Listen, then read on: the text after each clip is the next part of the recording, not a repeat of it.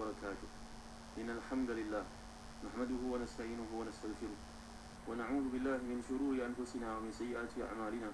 من يهده الله فلا مضل له ومن يضلل فلا هادي له.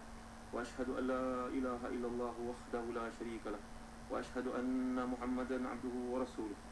يا أيها الذين آمنوا اتقوا الله حق تقاته ولا تموتن إلا وأنتم مسلمون. يا أيها الناس اتقوا ربكم الذي خلقكم من نفس واحدة وخلق منها زوجها وبث منهما رجالا كثيرا ونساء واتقوا الله الذي تساءلون به والأرحام إن الله كان عليكم رقيبا. يا أيها الذين آمنوا اتقوا الله وقولوا قولا سديدا يصلح لكم أعمالكم ويغفر لكم ذنوبكم ومن يطع الله ورسوله فقد فاز فوزا عظيما. أما بعد فإن أصدق الحديث كتاب الله وخير الهدي هدي محمد صلى الله عليه وسلم وشر الأمور محدثاتها وكل محدثة بدعة وكل بدعة ضلالة وكل ضلالة في النار. Saudara pendengar yang mulia Allah sekalian, alhamdulillah bersyukur kita kepada Allah Subhanahu wa taala. Kita masih lagi membincangkan tafsir ayat yang ke-39 daripada surat Taubah, itu dengan Allah Subhanahu wa taala, a'udzubillahi minasyaitonir rajim.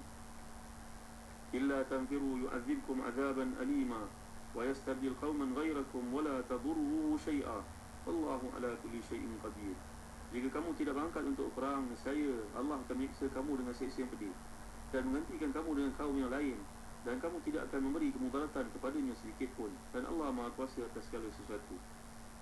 Jadi setelah memberikan ancaman, jika kamu tidak berangkat untuk perang bersama dengan Nabi sallallahu alaihi wasallam demi kerana Allah, maka Allah akan dengan puasanya yang keras dan siksanya yang pedih, dengan sebab keengganan kamu itu akan mengenakan kepada kamu siksa yang berat di dunia ataupun di akhirat, dan menggantikan kamu dengan kaum yang lebih kuat, lebih taat kepada Allah Subhanahu wa taala. Kalau kita lihat dalam tafsir Al-Baghawi, Imam Al-Baghawi ini seorang ahli sunnah, seorang imam ahli sunnah yang hebat. Beliau ni mengarang juga beberapa kitab. Antara kita tafsir yang terhebat adalah kita tafsir karangan Imam Al-Baghawi, seperti yang diiktiraf oleh kebanyakan para ulama ahli sunnah. Kitab malangnya tafsir Al-Baghawi ini sendiri yang boleh kapaskan, belum lagi diterjemahkan ke dalam bahasa Melayu kita. Jadi ada pandangan dikemukakan oleh Imam Al-Baghawi dalam tafsirnya daripada Sa'id ibn Jubair radhiyallahu anhu, bahawa yang dimaksudkan digantikan Allah SWT dengan satu kaum yang baru itu adalah orang-orang Parsi. Ada pula yang mengatakan orang-orang Yaman. Ada berbagai-bagai pandangan. Dan ada pula ya di kelompok kita yang mengatakan nanti Allah akan gantikan orang Malaysia pula yang menjadi ketua ataupun kepimpinan. Allahu a'lam, orang Melayu layak ke tidak. Ada karakteristik orang-orang yang boleh dihormati. Jangan jadi seperti lalang lah orang Melayu, jadilah orang yang mempunyai prinsip.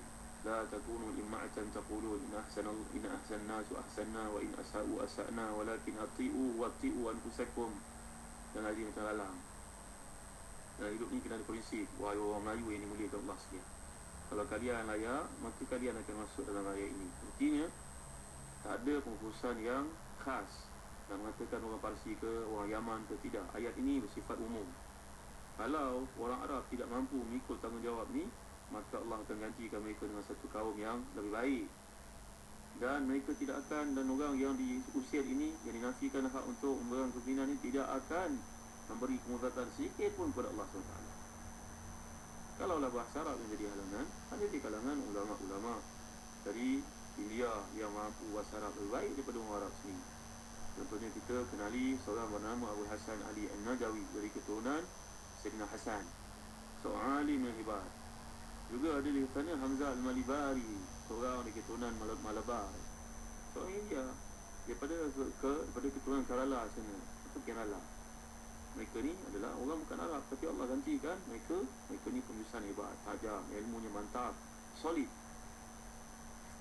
Itu juga ada di kalangan ulama-ulama di Nusantara sendiri. Kita pernah baca tak buku tajuk Sabilul Muqtadin? Sabilul Muqtadin ni adalah satu kitab tulis oleh Syekh Muhammad Arsyad Al-Banjari. Saya ini mulia Allah sekalian, ini seorang alim yang datang dari Nusantara. Alhamdulillah, buku ini telah pun ditahqiq oleh Fadilatul Syekh Datuk Hashim Yahya Hafizahullah. Pernah tak kita lihat kitab ini? Sekali ini mereka paskan, ulama-ulama Nusantara ramai. Ada yang mengarang kitab Sayyidus Salikin, Hidayahus Salikin. Nah, tidak dinafikan di situ ada kelemahan-kelemahan. Tapi tugas kita orang yang membawa ilmu adalah mentahqiq. Bukan kita blame, mengatakan orang itu salah. Mana ada yang maksum saja. Lihat dan baiki. Satu kitab yang saya cadangkan saudara miliki, sebelum ini namanya Furu' Masail. Furu' Masail. Tebal kitab ini. Jadikan ia hadiah untuk ayah ibu kita agar dibaca dimanfaatkan umur tua. Jangan masa-masa tua itu dihabiskan untuk mengikuti perkembangan artis-artis, duduk di hadapan TV di pagi sampai ke malam. Allah malangnya. Allah telah menarik nikmat kaki untuk bergerak, lutut itu untuk fungsi yang betul, bukan untuk diabadikan masa untuk menonton televisyen. Kan kebaik kalau dimanfaatkan baca kitab-kitab seperti Furu' Masail. Hadiahkan untuk ayah ibu kita. Kita kena bentuk satu budaya membaca. Jangan kita tunggu suasana itu nak ubah baru kita akan ubah. Tidak boleh. Kitab Furu' Masail ni saya telah pun ditahqiq oleh Dato' Abu Hasan Din Al-Hafiz, Hafizahullah. Ini antara kitab-kitab yang baik. Sabilul Muhtadin, ditahqiq oleh Dato' Hashim Yahya. Ini antara bukti bahawa Allah SWT tidak mengkhaskan kelebihan itu kepada satu kelompok saja. Kalau orang Melayu layak, mereka akan jadi kebetulan. Tapi kena memiliki sifat-sifat tertentu supaya kita jadi lebih profesional dalam urusan kehidupan kita, menghadirkan dengan keseimbangan akhirat dan dunia. Barulah kita jadi orang yang layak jadi pemimpin. Jika saudara boleh baca contohnya buku Mukmin Profesional. Jadi pemimpin Islam yang bersifat profesional. Mukmin Profesional ni mengumpulkan karakteristik, sifat-sifat, kriteria untuk menjadi pemimpin terbaik, seperti yang diilhamkan, ditunjukkan contohnya oleh Rasul Azam Nabi SAW, Al-Qaidul Azam, seorang pemimpin yang terkemuka Muhammad SAW. Sebelum kita ceritakan tentang Al-Izz bin Abi Salam, Izzuddin bin Abi Salam, seorang alim dalam mazhab Syafi'i yang telah hidupnya bukan setakat alim, faqih, mufassir, muhaddis, mujahid, berjihad untuk Allah Subhanahu Wa Taala dan Rasulnya. Walaupun jihad itu telah berakhir pada zaman Nabi, tapi pada zaman kita masih lagi bentuk jihad yang boleh kita sembahkan untuk agama ini. Saya telah bincangkan pandangan Tuan Guru kami yang amat dimuliakan, Syekh Dr. Fadhal Hasan Abbas, dalam buku beliau Khumasiyat Mukhtarah. Ini mufassir yang buta, saudara. Dia menceritakan kepada kita tentang konteks jihad semasa. Jadi Al-Izz bin Abi Salam ini pada zaman bergolaknya Mesir, pada waktu itu Mesir ni banyak kali bergolak rupa-rupanya, bukan pada zaman kita sahaja. Mesir, umat Islam di sana umat yang tegas. Kalau raja tu tidak layak, mereka akan ambil baling ke dalam lombong, buang ke dalam sungai, sungai Nil besar itu.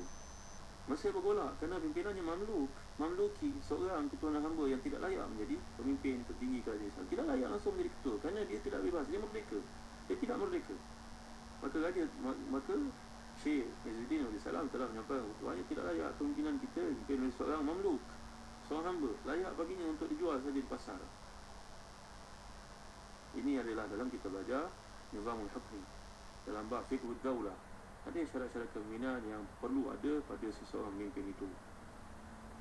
Jadi satu-satunya yang dia takuti adalah ketika dia tidak menegakkan syariat Islam. Maka jatuhlah pedang dari tangan pembesar Malik itu, dan rakyat pun menggulingkannya, sehingga raja-raja ini terpaksa pergi ke pasar budak untuk dijual, pasar hamba. Ketika datangnya Mongol dan Tatar menyerbu bumi Iraq dan bumi Syam, pasukan Hulagu Khan ni, saudara ini mulia Allah sekalian, telah menyerang seperti belalang memakan rumput yang hijau dan yang kering. Ya'kulu al-hajar al-madar, makan habis semua sekali, menghancurkan kota-kota yang mulia dan peradaban yang Islam telah bina, dan tidak tertinggal Mesir turut diserang oleh Hulagu Khan. Ini diserang oleh Mongol.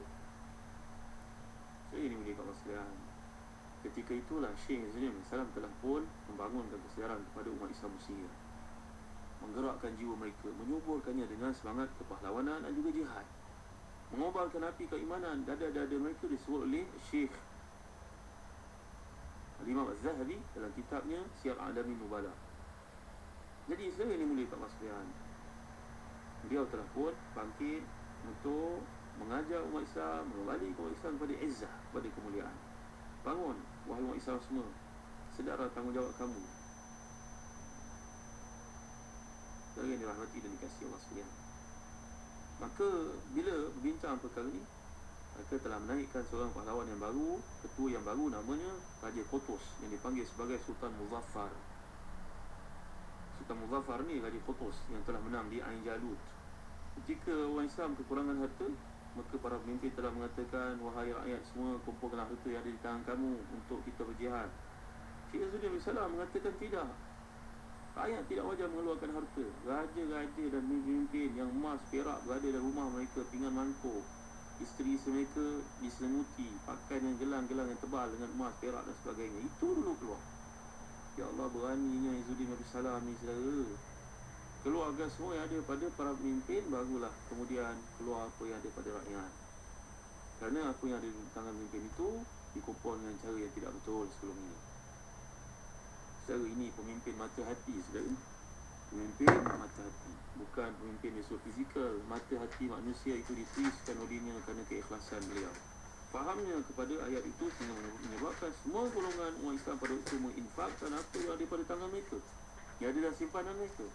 Di telinga mereka anting-anting, gelang, perak, emas, perak, semuanya diserahkan untuk Allah Subhanahu Wa Taala. Dan Syekh Izzuddin bin Salam telah menyampaikan khutbah yang berapi, meminta kepada umat Islam semua supaya berperang bersungguh-sungguh, berjihad untuk mempertahankan negara mereka daripada Hulagu Khan.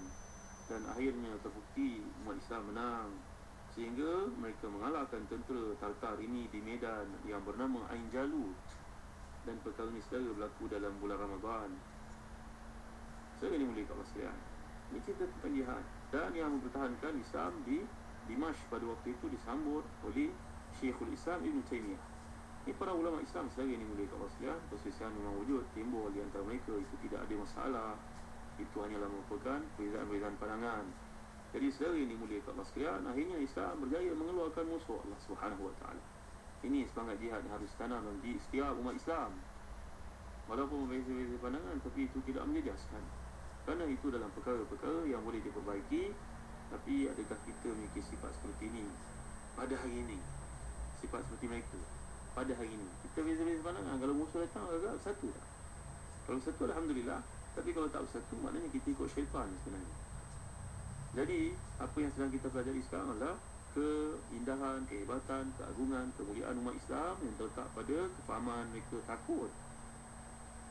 Jika Allah gantikan mereka dengan wa yastabdil qauman ghairakum wala tadurru syai'an. Kalau kamu tak ambil tanggungjawab ni, Allah pasti gantikan dengan orang baru yang lebih bertanggungjawab, yang lebih berani. Sebab saudara ini mulia kat sekalian, banyak kalau mengamalkan satu doa. Doa ni saya dah titipkan dalam buku bertajuk Satu-Satu Doa daripada hadis-hadis sahih, buku hijau yang betul tebal ini. Doa ni saudara ini mulia kat sekalian, ajar anak-anak kita untuk dibacakan. Dibaca setiap kali lepas sembahyang. Nabi SAW menganjurkan kepada kita, Allahumma inni a'udzubika min jahdil bala wa darakis syaqa wa su'il qada wa syamatatil a'da. Allahumma inni a'udzubika min jahdil bala wa darakis syaqa wa su'il qada wa syamatatil a'da.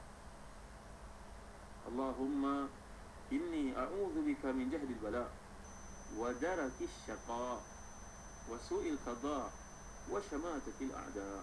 Ya Allah, semuanya aku memohon perlindungan kepadamu dari susahnya bala, hinanya kesengsaraan, keburukan qada dan kegembiraan para musuh. Saya boleh dapatkan doa ni di buku Satu-Satu Doa daripada hadis sahih. Moga-moga Allah Ta'ala beri pada kita kekuatan, Allah beri pada kita keampunan atas kelemahan kita, dan Allah jadikan umat Islam ini masa ke semasa memahami tuntutan kemuliaan Nabi. Lagi doa sehari ini milik Allah sekalian yang diajar oleh Nabi SAW. Allahumma inni a'udzubika min al-fakri wal qillah wal dhillah wa a'udzubika min an adlim wa udlam.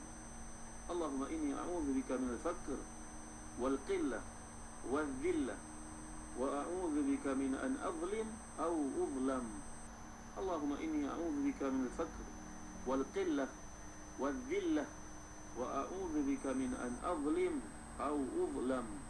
Maksudnya, Allah, aku mohon perlindungan kepadamu daripada kefakiran, kekurangan, kehinaan, dan aku mohon perlindungan kepadamu daripada menzalimi ataupun dizalimi. Jangan jadi hina saudara yang mulia kat sekalian. Jadi dalam ayat, dalam doa yang Nabi anjurkan ini, saudara boleh dapatkan daripada buku Satu-Satu Doa daripada hadis-hadis sahih. yang saya kumpulkan khas untuk saudara negeri kaulah sekalian. Moga-moga ia menjadi satu ijazah yang baik untuk kita amalkan dalam kehidupan ini, diajar kepada anak-anak kita, kepada umat Islam, kepada pekerja-pekerja kita, agar tumbuh dalam diri ini satu perasaan mulia terhadap Islam yang menjadi pegangan hidup kita. Jadi insyaAllah kita akan lanjutkan pada kuliah akan datang kefahaman kepada ayat seperti ini telah membangkitkan semangat jihad dalam diri para sahabat, para tabi'in, para tabi'in, para salafus salih. Moga Allah beri pada kita kefahaman hingga kita menyambung pada kuliah akan datang. Allahu a'lam. Sallallahu ala sayyidina Muhammad wa ala alihi wa sahbihi wa baraka wasallam. Walhamdulillahi rabbil alamin. Wa barakallahu fikum. Wassalamualaikum warahmatullahi wabarakatuh.